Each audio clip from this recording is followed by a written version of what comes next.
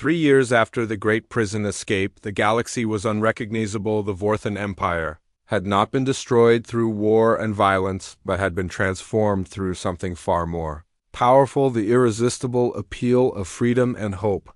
Their former subjects had chosen to join the human-led alliance. Voluntariliaho stood in the great council chamber of New Terra, looking out at representatives from over 300 species, sitting together making decisions through discussion and compromise rather than force. The construction worker from Sol had become a galactic leader, but he never forgot his simple beginnings. The chamber itself was a marvel of cooperative engineering. Human architects had worked with Kelleran builders, Zeridian artists, and Manthari craftsmen to create something beautiful that reflected the values of every species that called it home. Natural light flowed through crystal windows, while living walls of plants from dozens of worlds created a garden. Atmosphere. Each species had equal representation regardless of their population or military power. Decisions were made through patient discussion and careful consideration of how every choice would affect all member worlds. The old Vorthan system of rule through fear had been replaced by governance through wisdom. Nari had established the Galactic Medical Institute, a network of hospitals and training centers that spanned thousands of worlds. Her techniques, which had begun as desperate improvisation in alien prisons, had become the foundation of a new approach to healthcare that treated both body and spirit. The institute was more than just medical facilities. It was a symbol of the new galactic civilization. Students from hundreds of species learned together, sharing knowledge that had been kept secret for millennia by the Vorthan system of divide and control. The healing arts became a bridge between different cultures. Her greatest achievement was the integration of emotional healing with physical medicine. She had learned in the prisons that treating injuries without addressing trauma was incomplete. The institute trained counselors and therapists alongside doctors and surgeons, creating a holistic approach to wellness. Dongyan had helped design the new governmental system based on Earth democratic principles, but adapted for a galactic scale. The quiet farmer had become the architect of freedom, using his strategic mind to create institutions that would protect liberty. For generations to come, the system was built on the principle that power must always flow upward from the people rather than downward from rulers. Local communities elected representatives to planetary councils, which sent delegates to sector assemblies, which chose members for the Galactic Senate. Every voice mattered most. Importantly, the new government had strict limits on its own power. No single leader could make decisions for everyone. No military force could be used against member worlds without unanimous consent. No species could be forced to participate in activities that violated their cultural values. The transformation of the former Vorthan homeworld had become a powerful symbol of redemption and change. Instead of seeking revenge against their former captors, the humans had helped Vorthan people rebuild their society based on cooperation and respect. Many former guards now worked alongside their former prisoners as equals. Commander Vel Tar, who had defected during the rebellion, had become the planet administrator, working tirelessly to help his people adapt to life without empire. His transformation from military conqueror to public servant inspired millions of Vorthans to embrace the new way of living. The planet itself had been transformed from a military fortress into a center of learning and culture. The massive weapons factories had been converted into universities and research institutes. The former imperial palace had become a museum dedicated to the victims of the old system. But the greatest change was in the hearts and minds of the Vorthan people themselves. Children who had been raised to see other species as inferior now played and learned alongside aliens they once would have enslaved. Adults who had spent their lives in military service discovered the joy of creative pursuits. The new galactic economy was based on cooperation rather than exploitation. Each world contributed what it could produce best while receiving what it needed most. The humans had proven that prosperity came not from conquest but from trade partnership and mutual support. Resource extraction was carefully managed to protect planetary environments. Industrial production was shared among multiple worlds to prevent any single location from bearing too much burden. Scientific research was open and collaborative, with discoveries shared freely among all member species. The Military forces of the new alliance existed purely for defense and disaster relief. The galaxy had learned that true security came not from the ability to destroy enemies, but from the absence of reasons to fight. Wars became impossible when everyone benefited from peace. As Jiho walked through the streets of New Terra, he marveled at how much had changed. Children of dozens of species played together in parks while their parents worked on projects that would benefit the entire galaxy. Art and music from hundreds of cultures blended together, creating new forms of beauty. Street vendors sold food from every world, while craftsmen displayed goods made using techniques passed down through millennia of different civilizations. The diversity that the Vorthans had seen as a source of weakness had become the new galaxy's greatest strength. The former prison worlds had become centers of excellence in their own right. Kethmore was now famous for its mining engineering programs that taught sustainable extraction methods. Torgas had become a crystal research facility that supplied advanced technology for peaceful purposes. Valtaros, the research station, had evolved into the galaxy's premier scientific academy, where species that had been enemies for generations now worked together to unlock the secrets of the universe. Their combined knowledge was advancing science at an unprecedented rate. In the evening, Jiho often met with Nari and Dongyun in a simple cafe that reminded them of their old lives on Earth. They would discuss the challenges of governing a galactic civilization, but they never lost sight of why they had started this journey. We did not fight for power, Jiho would remind them. We fought for freedom. We did not seek to.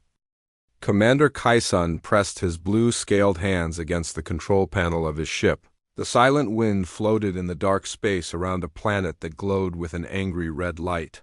The readings on his screen made no sense at all. His 3 hearts beat faster as he stared at the impossible numbers.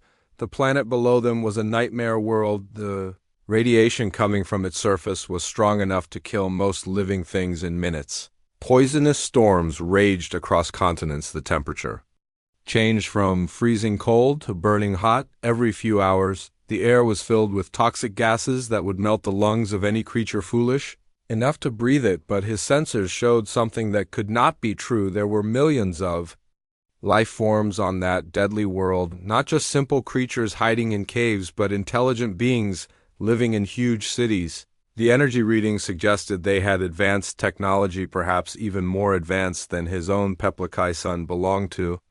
A race called the Vorthan. They were known across the galaxy as the toughest beings alive. A Vorthan could survive in the cold vacuum of space without a protective suit. They could drink acids that would dissolve metal and eat rocks for nutrition. Their skin was thick as armor and their bones were stronger than steel. Yet, even a Vorthan warrior would die quickly on the surface of this death world. Lieutenant Somin floated over to his station. Her long tentacles moved through the air like underwater plants. She had served with Kaisun for many years, and he trusted her judgment more than anyone else on the ship. Her purple skin changed color when she was worried, and right now she was turning a deep violet. Somin looked at the scanner readings, and her tentacles curled with confusion. Sir, this makes no sense at all. Nothing should be able to survive down there. The planet star throws out deadly radiation every few seconds. The atmosphere is mostly poison gas. Even our strongest warriors would be dead in less than 10 minutes. Kaisun nodded his head slowly. He had been thinking the same thing. His people had explored thousands of worlds across the galaxy. They had seen creatures that could live in lava and beings that thrived in the frozen depths of space, but this planet was different. This was not just hostile to life, it was actively trying to kill anything that dared to exist on its surface. Run the scan again, Somin, he ordered. There must be some kind of error in our equipment. Maybe the sensors are picking up old signals from before the planet became poisoned. Somin worked at her control panel for several minutes. Her tentacles danced across the buttons with practiced skill. The results came back exactly the same. The readings were even clearer this time. Not only were there millions of life forms on the surface, but they had built massive cities.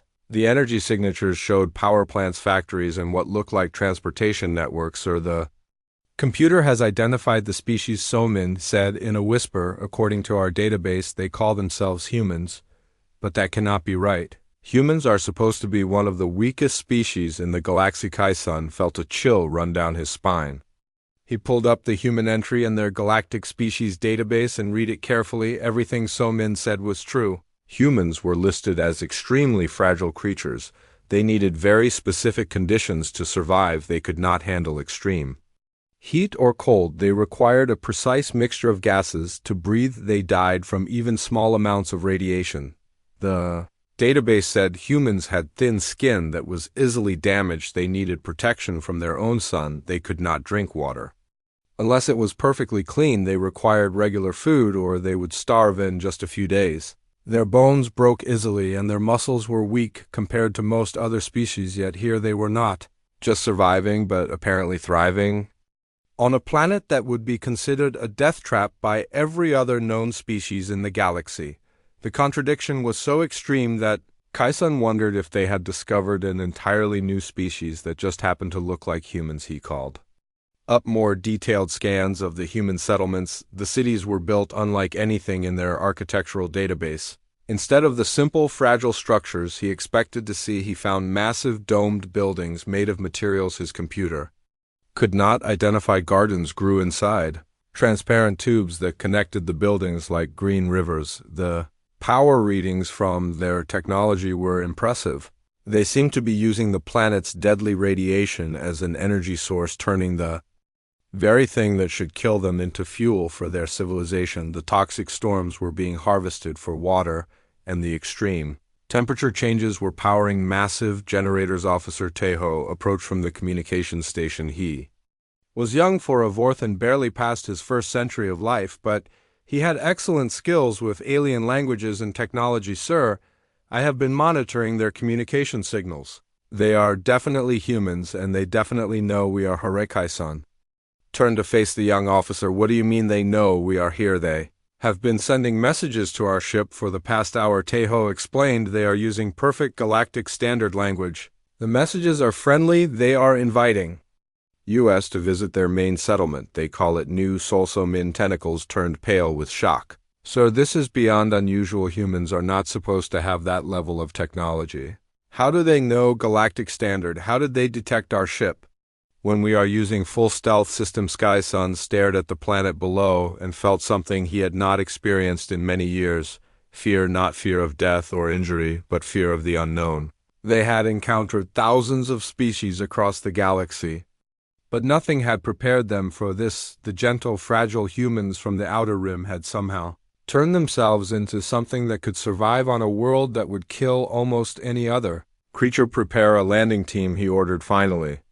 We need to see this with our own eyes. If humans have found a way to survive on this death world, we need to understand how this could change everything we know about survival and adaptation. But Sir So-Min protested. Our protective suits will only keep us alive on the surface for 30 minutes at most. How can we safely study a civilization that lives there permanently? We will have to trust that they know something we do not. Kai-san replied. If they have survived 50 years on this planet, as the database suggests, they must have developed some form of protection. We will ask for their help. As the crew prepared for the most dangerous landing mission of their careers, none of them could imagine what they were about to discover. The humans had not just found a way to survive on the impossible world. They had turned their greatest weakness into their greatest strength, and they were about to teach the galaxy's toughest warriors what real survival looked like. The planet waited below, glowing with its angry red light, completely unaware that first contact between two very different ideas of what it meant to be strong was about to begin. Dr. Haewon led the alien visitors through streets that should not have existed.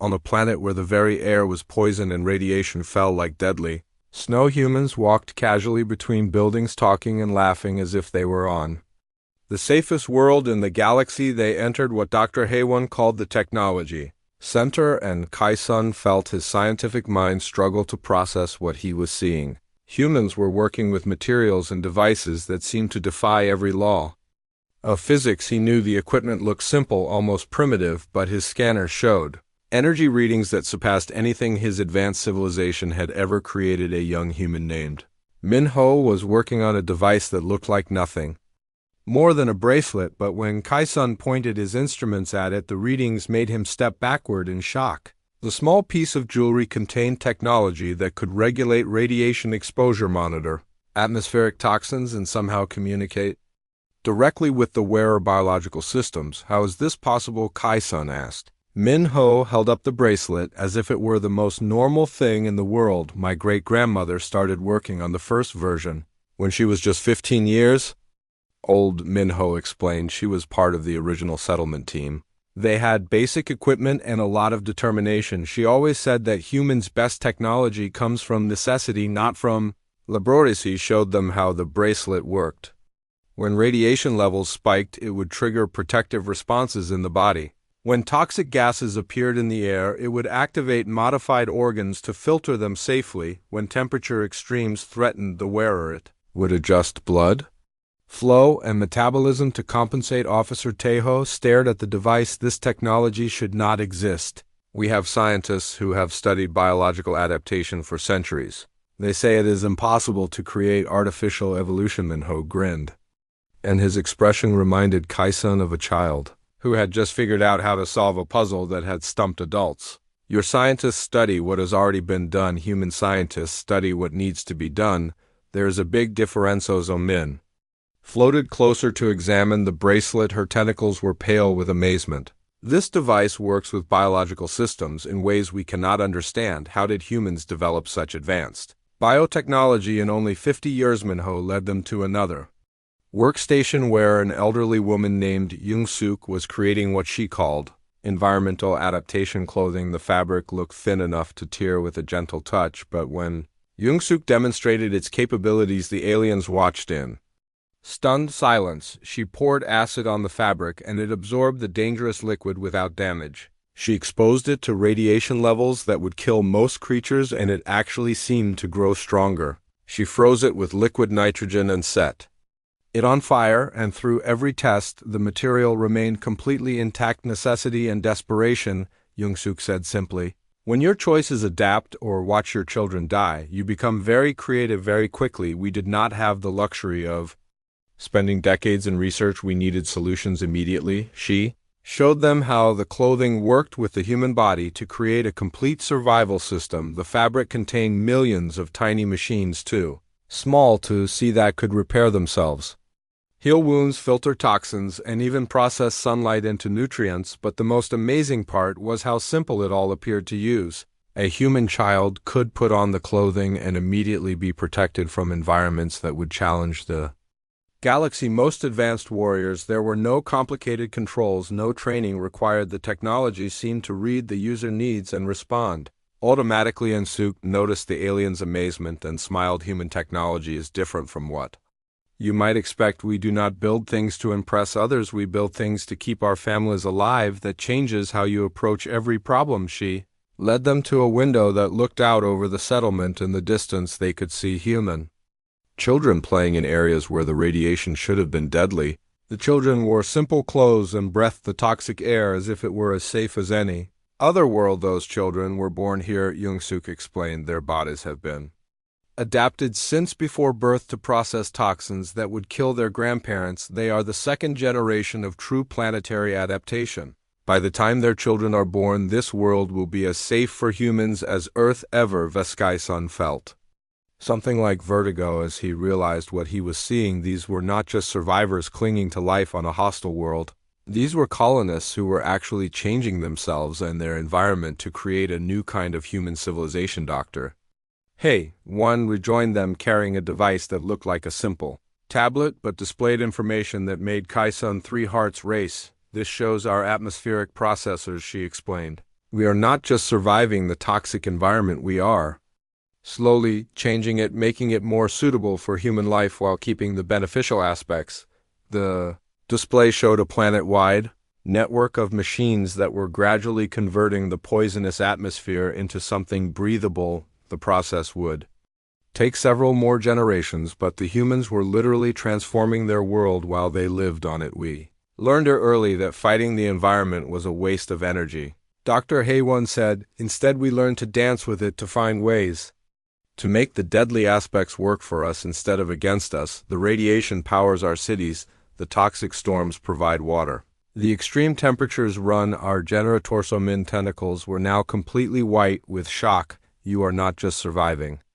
You are turning this death world into a paradise. Dr. Hay-1 nodded. That is the human way. We do not accept that something is impossible. We just have not figured out how to make it possible yet. As they prepared to see more of the settlement, Kai-san realized that everything he thought he understood about survival and adaptation had been wrong.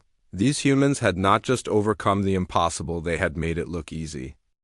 In the center of New Seoul, Commander Kai-san discovered something that challenged everything he thought he knew about strength and survival. The settlement central plaza was filled with humans of all ages going about their daily lives in an environment that should have killed them. An elderly man named Dong-soo sat at a small tea stand serving drinks to anyone who passed by. His skin was weathered like old leather, but his eyes were bright with intelligence and humor. Steam rose from the cups he served, even though the toxic air outside should have made hot drinks impossible. 55 years, I have been living on this rock, Dong-soo said as he poured tea that somehow stayed perfectly warm. I came here as a young engineer fresh from the university. Everyone said we were completely insane.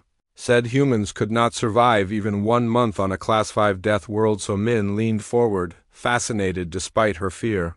What made you believe you could succeed when every expert in the galaxy said it was impossible? Dong-soo chuckled, and the sound was warm and rich, because experts only know what has been done before, young lady. Humans specialize in doing things that have never been done before. When the first Korean settlers went to Mars, the experts said we could not grow food in Martian soil. When we built cities on Europa, they said we could not survive under all that ice. When we came here to Core 7, they said we would all be dead within a week. He gestured around the thriving settlement with obvious pride. Look around you. We are still here, not just surviving, but building something beautiful, something that will last for generations. A young woman named Yunji approached their table.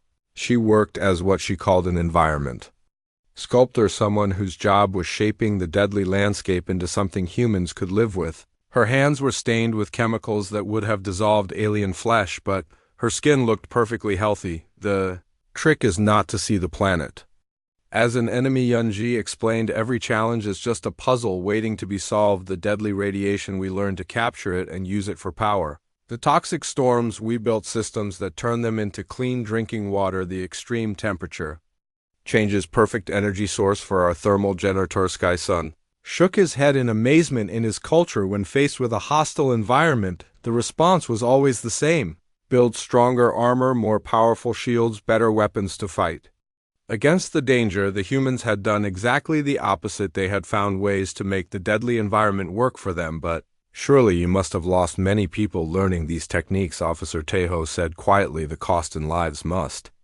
have been enormous. CNG expression grew serious and respectful. We lost some, yes, good people who died trying to make this place safe for everyone else. But we learned something valuable from every loss. We honored every sacrifice by making sure their deaths taught us wisdom. That is the human way. We do not waste suffering, we turn it into knowledge. She led them to a workshop where humans were creating art from materials that were deadly to touch. A sculptor named Hwan Seok was carving beautiful figures from crystallized radiation. His tools were simple, but his protective equipment was unlike anything the aliens had ever seen. This crystal forms naturally in our high radiation zones, Hwan Seok explained as he worked. It is deadly to most life forms, but we have learned to handle it safely. Now we turn it into something beautiful, art that could only exist on this world. The sculpture he was creating seemed to glow with its own inner light. Patterns of energy moved through the crystal, like living things, creating a display that was both alien and somehow deeply familiar. The deadly radiation had been transformed into something that brought joy and wonder. So Min tentacles curled with confusion. How do you maintain hope living in such a dangerous place? How do you find beauty in something that wants to kill? Hwan Seok paused in his work and smiled, because we chose to see it differently. Young friend, every sunrise on this world is a victory. Every child born here is proof that life can triumph over death. Every day we survive is a day we have stolen from the impossible. A group of human children ran past the workshop playing a game that involved dodging between areas of high radiation. Their laughter echoed off the buildings, and they moved with the confidence of beings who had never known fear of their environment. Those children will grow up to be stronger than we are. Dong Su said, watching them with obvious affection. They will adapt to places we cannot even imagine. They will take human civilization to worlds that would kill us in seconds. That is the real human way. Each generation becomes more capable than the last doctor. Hey, one rejoined them, carrying reports from other human settlements across the planet. Every colony has found different solutions to survival, she explained. The desert settlements use different technology than the mountain colonies. The underwater cities have adapted in ways that even surprise us. She showed them images of human communities that had been built in the planet's most dangerous regions. Underwater cities where humans breathed liquid that had been modified to carry oxygen.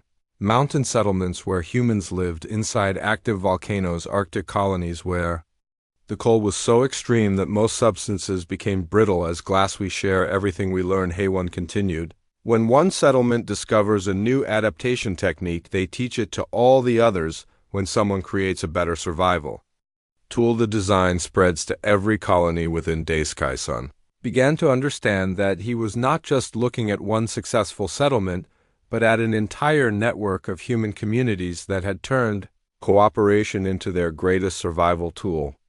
They had not just adapted to the hostile world, they had created a new kind of civilization based on sharing knowledge and supporting each other. The human way was not about individual strength or superior technology, it was about community determination and the refusal to accept that anything was truly impossible. They had turned weakness into strength, not through force, but through intelligence and cooperation. As the toxic sun began to set over New Seoul, painting the sky in colors that should have been warning signs of danger, the humans continued their daily lives as if they lived in the safest place in the galaxy, and perhaps Kai-sun realized they did.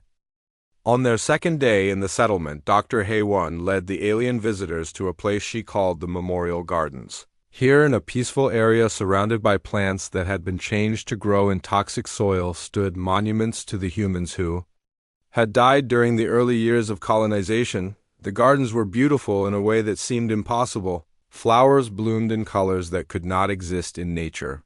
Trees grew fruit that glowed with soft light. Plants created music as the poisonous wind moved through their leaves. The entire area felt sacred, like a temple dedicated to memory and hope. We remember them all, Dr. Haewon said quietly as they walked between the memorial stones. Park Jun-seo, who figured out how to clean the underground water and died when the first purification system exploded. Kim Bo-ra, who discovered how to grow food in radioactive soil, but was caught in a radiation storm while planting the first crops.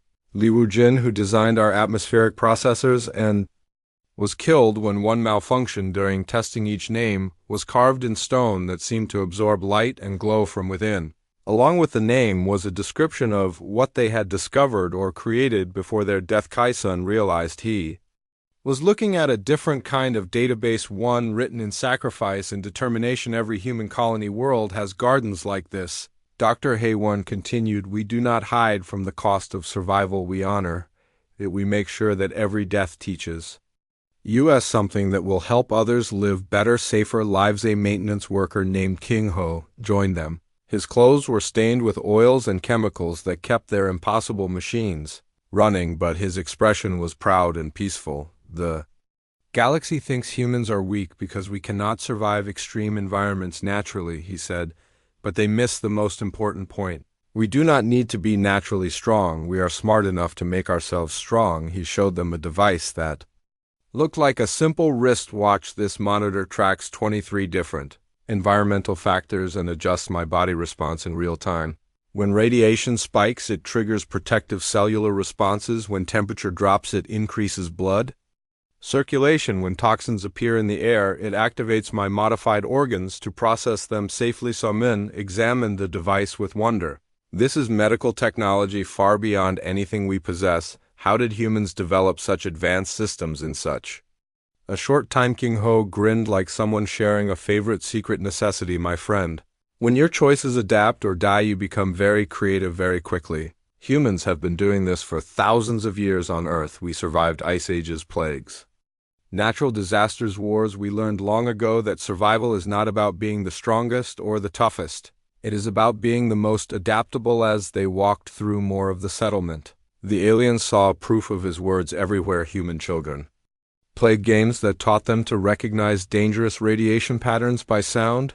Elderly humans with modified genetics could process toxins that would kill other species in seconds. Artists created sculptures from materials that were deadly to touch without proper preparation. This was not just survival, this was evolution happening in real time, guided by intelligence and determination. Instead of random chance, they visited a school where human children learned the subjects that did not exist anywhere else in the galaxy: radiation, mathematics, toxic chemistry, environmental harmony.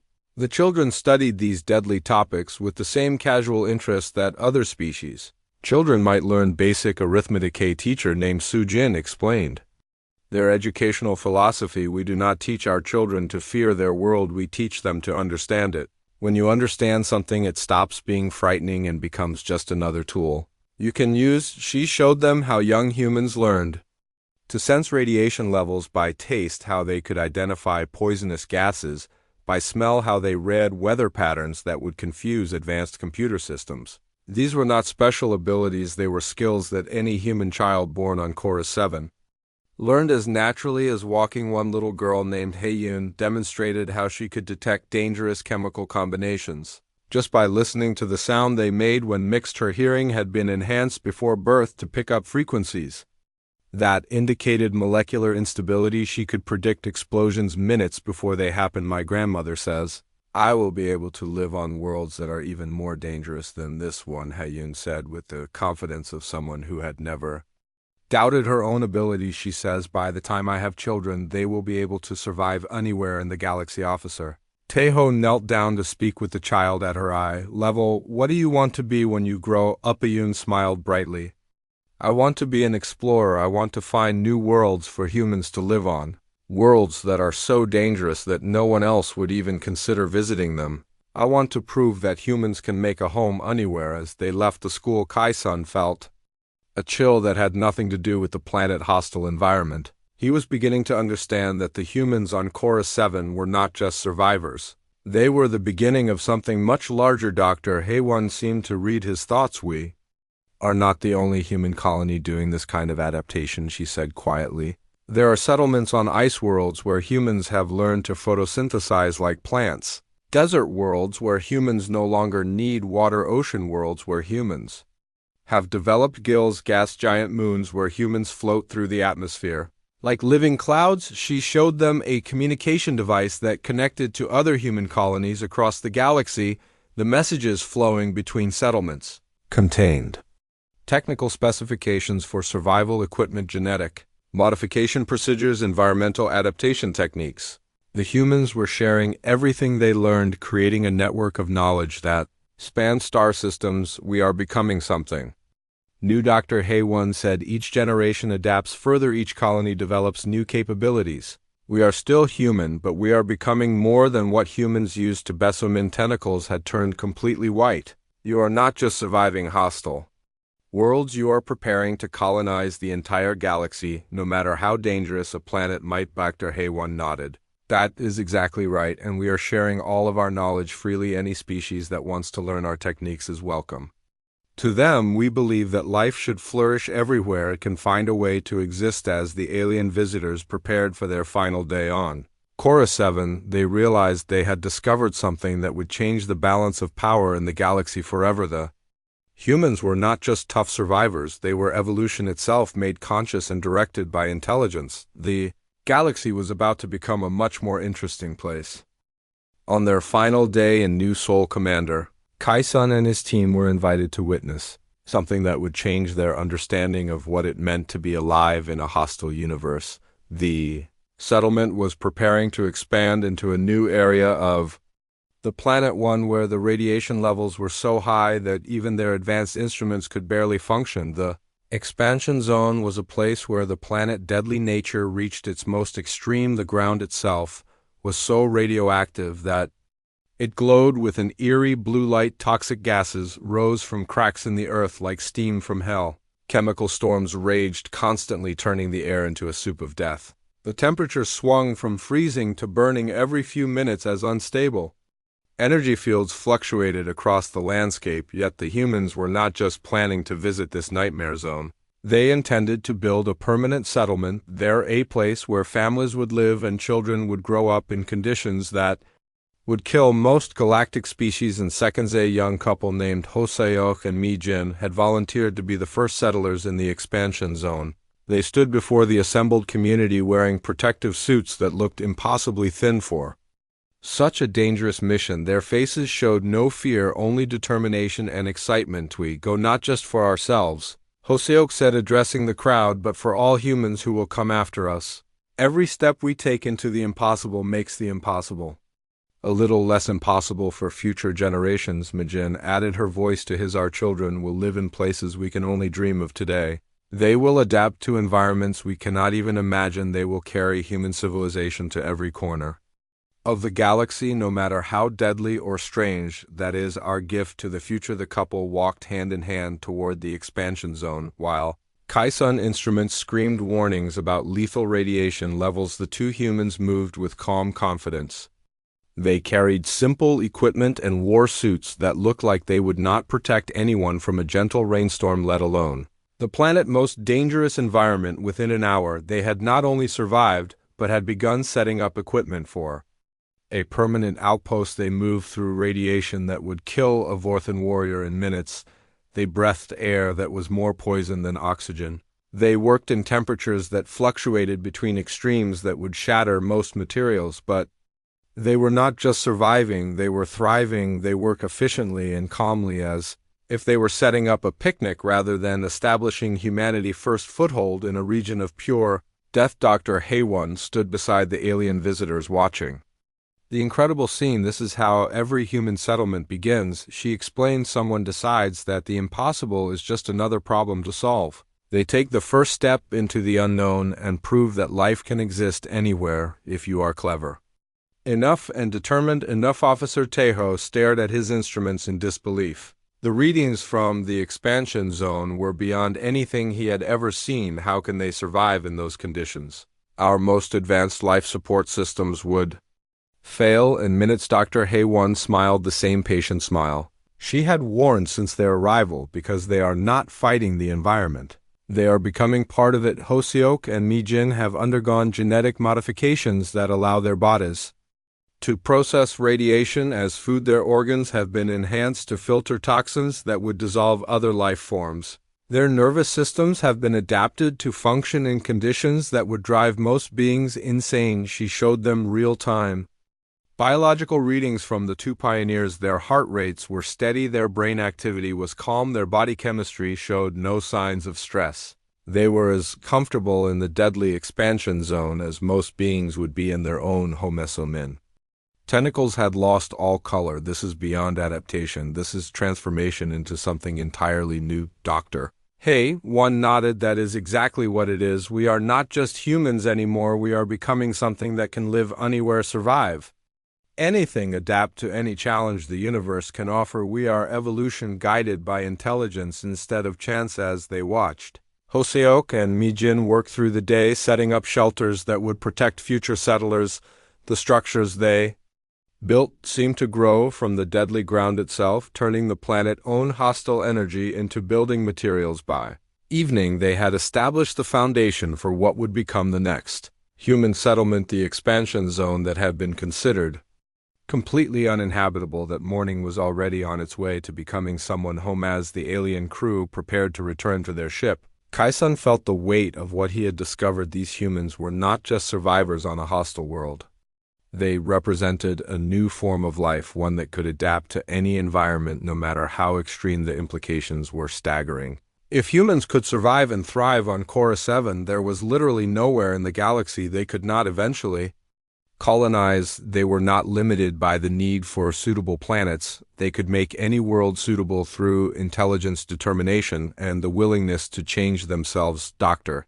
Haewon walked with them to their shuttle. "We hope you will share what you have seen with others," she said. "The galaxy is full of worlds that are considered uninhabitable. We would be happy to help other species learn our techniques." Life should flourish everywhere it can find a way to exist as the silent wind departed. From orbit, Commander Kaisun sat in his command chair staring at the data they had collected. Everything he thought he knew about survival, about strength, about what was possible had been completely overturned. So floated beside him. Sir, what? Do we report to Galactic Command? How do we explain what we have witnessed? Kaisun thought for a long moment, then began dictating his report. Species reclassification required for humans' previous assessment as weak and fragile is completely incorrect. Humans are not limited by their natural biology. They are the most adaptable species we have encountered, because they can consciously direct their own evolution. He paused, watching the planet shrink in their rear display. Recommendation: immediate diplomatic contact with human colonies. They possess survival technologies and adaptation techniques that could benefit all galactic civilizations. Warning: do not underestimate humans based on their apparent limitations. Their true strength lies not in what they are naturally, but in what they can choose to become as their ship jumped to hyperspace, leaving the impossible. Human colony behind Kaisun realized that the galaxy understanding of what life could accomplish was about to change. Forever, the fragile species from the outer rim had just shown the universe's toughest warriors what real strength looked like. And they had done it not through force or superior weapons, but through the simple refusal to accept that anything was truly impossible. Age of human expansion across the galaxy had begun, and nothing would ever be the same.